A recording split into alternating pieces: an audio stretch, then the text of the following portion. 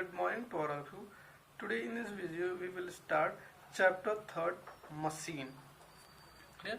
So the first question is, what is machine? In simple language we can say a machine is a device which makes our work easier. Clear? Machine एक ऐसी device है जो हमारे work को क्या करती है, आसान कर देती है. For example wrench, pulley, crowbar, these are the examples of machine. इनके यूज से हम जो है इजीली आसानी से वर्क कर सकते हैं. जैसे अगर जो किसी में नट को ओपन करना है तो उसके लिए क्या यूज करेंगे, हम रेंच का ओपन करेंगे. ठीक है, रेंच के यूज से उस नट को आसानी से ओपन कर सकते हैं, लेकिन हैंड से ओपन जो है बहुत मुश्किल से हो सकता है ना भी हो.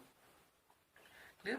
एंड जैसे कोई मान लीजिए कोई हैवी लोड है, उसको मुझे क्या करना है, शिफ्ट करना है एक प्लेस से दूसरे प्लेस पर, तो उसके लिए हम क्रोबार का यूज कर सकते हैं. क्लियर. ऐसे बहुत सारे एग्जांपल्स हैं जहां पर हमें मशीन का यूज करना पड़ता है. क्लियर. जैसे कोई बहुत हैवी कार हो, उसे मुझे लिफ्ट करना हो, क्लियर, ऊपर उठाना हो, तो उसके लिए क्या करते हैं, हम एक जैक का यूज करते हैं. क्लियर. तो समझते हैं सबसे पहले. जैसे मान लीजिए कोई कार है, यहाँ पर क्या है, कोई कार है. ठीक.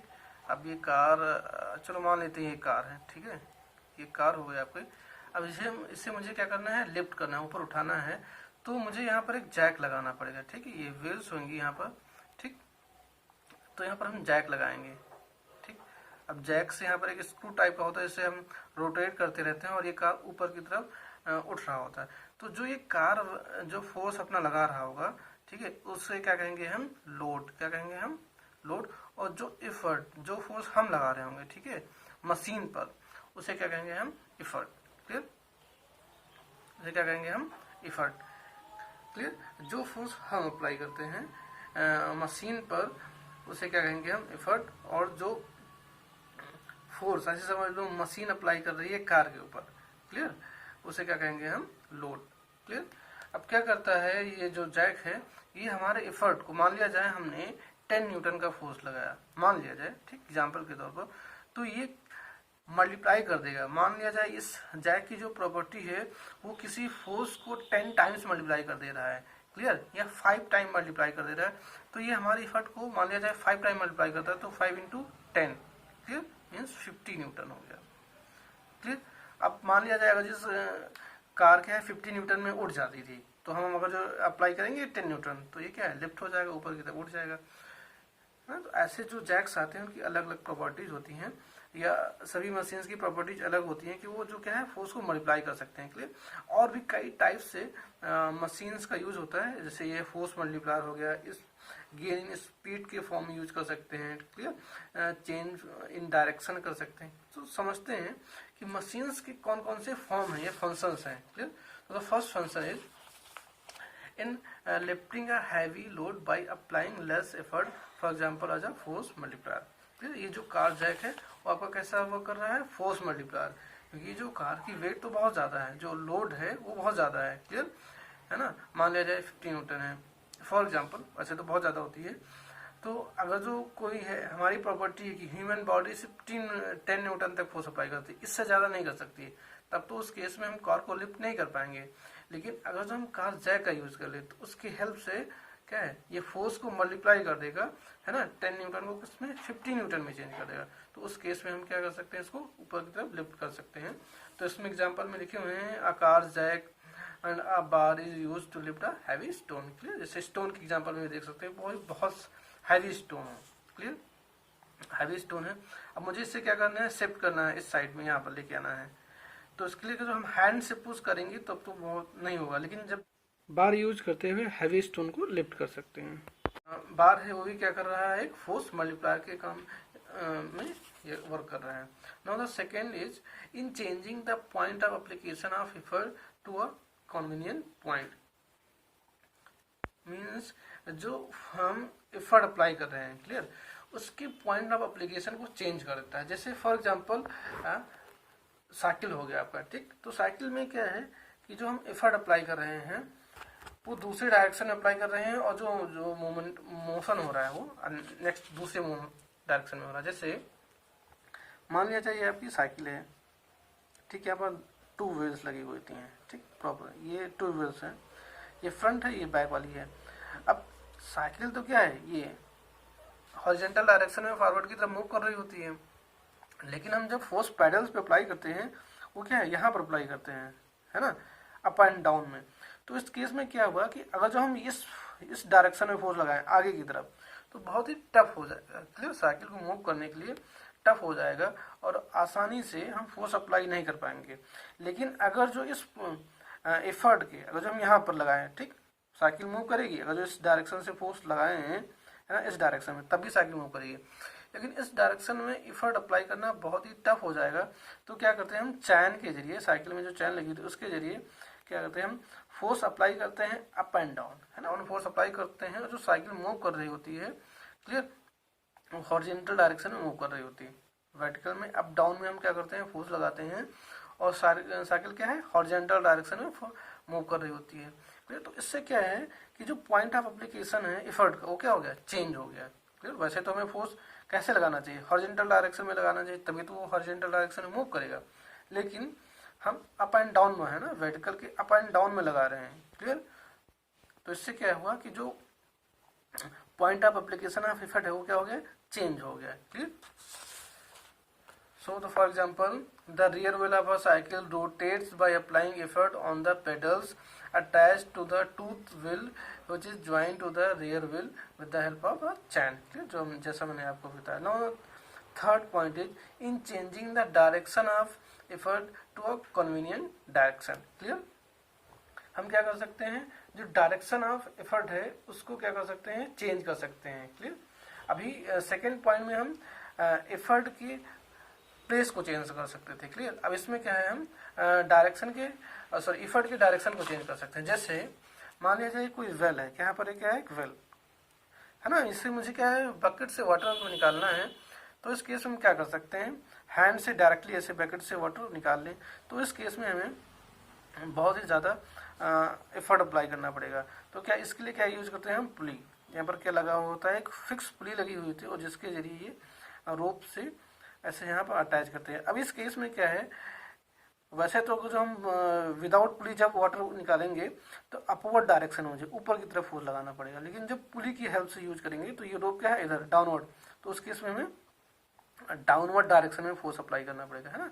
जो इफर्ट है वो क्या है, डाउनवर्ड डायरेक्शन में अप्लाई करना पड़ेगा। और इस केस में क्या कर सकते हैं, हम अपना खुद का वेट भी यूज कर सकते हैं बकेट को लिफ्ट करने के लिए। क्लियर, तो डाउनवर्ड डायरेक्शन में अभी क्या है, ग्रेविटी के डायरेक्शन में हो गया, तो इस डायरेक्शन में फोर्स अप्लाई या एफर्ट अप्लाई करना क्या इजी है as compare to upward direction में, है ना, ग्रेविटी के अपोजिट डायरेक्शन में। क्लियर, तो यहाँ से क्या हो गया कि जो इफर्ट की डायरेक्शन है उसको भी हम चेंज कर सकते हैं। Clear, so this is the example is single fixed pulley। now the fourth example point is for obtaining a gain in speed that is greater movement of load by a smaller movement of effort। Clear, अब यहाँ पर क्या है कि जैसे example लेते हैं, हम एक सीजर लेते हैं। क्लियर, जैसे हमने यहाँ पर एक सीजर ले लिया, ये आपकी सीजर हो गई, ठीक। कोई जैसे मान लिया जाए क्लोथ, ये क्या है, क्लोथ, इसको भी हम नाइफ से कट करना चाहें तो नाइफ से कट करेंगे, तो जितनी बार इसको यहाँ से इतना कट करेंगे, मान लिया जो हम 10 सेंटीमीटर तक नाइफ को मूव करते हैं, तो क्लोथ कितना है, सिर्फ 10 सेंटीमीटर तक ही कटेगा ना, इससे ज़्यादा तो कटने वाला है नहीं। लेकिन ये क्या है, आपका सीजर है, सीजर के बीच में इसको जो हम ये दो सीजर से इसको हम ऐसे पुश कर सकते हैं, ठीक है, एक तरफ। तो अगर ये कितनी मान लिया जाए 2 सेंटीमीटर, कितना है 2 सेंटीमीटर, तो इसको जब हम 2 सेंटीमीटर की तरफ मूव कराएंगे, है ना, यहाँ पर क्या लगाएंगे, एफर्ट, तो इस एफर्ट के कारण कितना है 2 सेंटीमीटर मूव करेगा। तो और यहाँ पर कहीं आपको मान लिया जाए क्लोज लगा हुआ है, तो ये क्या है, जितनी इसकी लेंथ होगी, मान लिया जाए ये 5 सेंटीमीटर है, क्या है 5 सेंटीमीटर, तो क्लोथ कितना कटेगा इस केस में, जो ये सीजर्स के बीच में जितना आएगा 5 सेंटीमीटर, कितना क्लोथ कट जा रहा है पर 5 सेंटीमीटर। क्लियर, तो इसका मतलब ये हुआ कि जो सीजर है वो क्या कर रही है, गेन इन स्पीड का वर्क कर रही है, कि ना स्पीड से क्या है इसमें ग्रेटर मिल रही है। हम 2 सेंटीमीटर ही जो है स्पीड दे रहे हैं, लेकिन हमको कितना मिल जा रहा है 5 सेंटीमीटर, है ना, फॉर एग्जांपल के लिए, समझने के लिए ऐसे ही सीजर्स वर्क करती हैं। तो मतलब 4 पॉइंट में हमें ये समझ में आया कि जो सिंपल्स मशीन है उनका यूज कर सकते हैं हम गेन इन स्पीड में। क्लियर, तो इन 4 पॉइंट्स को मिला करके जो मशीन की जो प्रॉपर डिफिनेशन है वो ये हो सकती है। A machine is a device by which we can either overcome a large resistive force load at some point, applying a small force effort at a convenient point in a desired direction, or by which we can obtain a gain in speed। Clear? ये जितने भी 4 points वो इसमें include हो गया। हम इससे क्या कर सकते हैं, एक लार्ज रेजिस्टिव फोर्स लोड को लिफ्ट कर सकते हैं स्मॉल, ठीक है, स्मॉल फोर्स या एफर्ट से। क्लियर? जो स्मॉल फोर्स से एफर्ट से क्या कर सकते हैं, उसे लिफ्ट कर सकते हैं, या पॉइंट ऑफ जो एफर्ट है उसको अपने कन्वीनियंट या डिजायर्ड डायरेक्शन में चेंज कर सकते हैं, या गेन इन स्पीड को गेन कर सकते हैं। Clear? Now some technical terms related to machine. The first term is load. Load हमने बता ही दिया कि जैसे कार था या जो भी कोई स्टोन है, ठीक, जैसे मान लीजिए कोई स्टोन है, तो इस स्टोन में जो फोर्स mg है ना, ये जो फ्रिक्शनल फोर्स लग रहा है, या है ना, उस फोर्स को क्या कहेंगे हम, रेजिस्टिव फोर्स कहेंगे, और इसी रेजिस्टिव फोर्स को हम कहेंगे लोड। क्या कहेंगे हम, लोड। क्लियर? द रेजिस्टिव और opposing force to which overcome by a machine is called load. Clear? The effort, तो जो फोर्स हम मशीन के ऊपर अप्लाई करते हैं किसी लोड को लिफ्ट करने के लिए, क्लियर, तो उस फोर्स को क्या कहते हैं हम, effort. The force applied on the machine to overcome the load is called effort. Now the mechanical advantage. The ratio of load to effort is called mechanical advantage of machine. Means mechanical advantage is equal to load upon effort. Mechanical advantage क्या हो गया, load upon effort. अब इस case में कुछ cases हैं, क्या है, जो ये लोड एफर्ट है वो क्या हो सकता है, लोड से कम हो सकता है। जैसे हमने उसमें यूज किया कॉर्ड जैक में, क्या है, हमने लेस एफर्ट अप्लाई किया, एक हैवी लोड को लिफ्ट कर दिया। क्लियर? तो उस केस में एफर्ट क्या होता था, लेस होता था और लोड ग्रेटर होता था।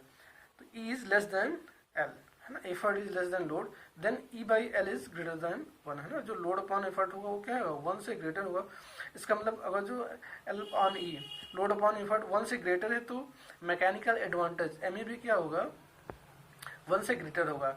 अगर जो मैकेनिकल एडवांटेज 1 से ग्रेटर है, तो उस केस में जो मशीन है वो फोर्स मल्टीप्लायर के तरीके से वर्क करेगी। Clear? Now if the effort is greater then load, effort क्या है, लोड से ग्रेटर है ना, तो उस केस में जो लोड अपॉन एफर्ट होगा वो लेस देन 1 होगा। क्लियर? एंड तो उस केस में जो मशीन है, सॉरी मैकेनिकल एडवांटेज है वो 1 से कम हो जाएगा। तो इस केस में हमें मशीन से क्या मिलेगा, गेन इन स्पीड, जैसे सीजर के केस में मिल रहा है gain in speed. Now the case is load and effort दोनों इक्वल हों। क्लियर? तो in this case load upon effort is equal to 1 हो जाएगा, एंड मैकेनिकल एडवांटेज का भी 1 के इक्वल होगा। तो इस केस में हमें change in direction of effort as there is no gain in speed और स्पीड। क्लियर? क्या कर सकते हैं हम, जो एफर्ट के डायरेक्शन है, ठीक, उसको चेंज कर सकते हैं। क्लियर? किस केस में, जब मैकेनिकल एडवांटेज का हो 1। क्लियर?